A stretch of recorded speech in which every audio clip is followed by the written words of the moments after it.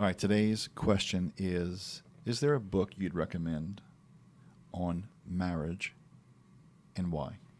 When we were doing our marriage counseling with my pastor before we got married, me and my wife, we went through this book by Gary Chapman. You may recognize that name from the Love Languages book, but he also did another book called Things I Wish I Knew Before I Got Married.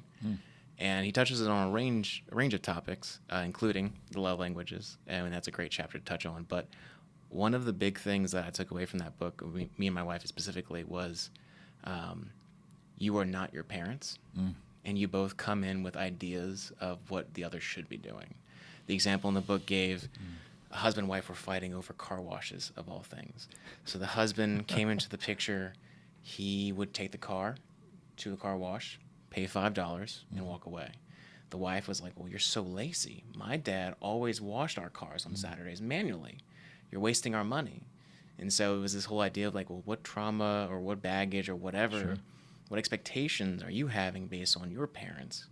Because whether you know it or not, you viewing your family for good or for worse, and your parents specifically, and how they interacted with each other affects how you think your relationship with your wife will be. Yeah, I can see that completely. So that was very eye-opening for us of like, okay, well, let's start digging through what is your expectation of me, because sometimes the expectation was built on something entirely obsolete.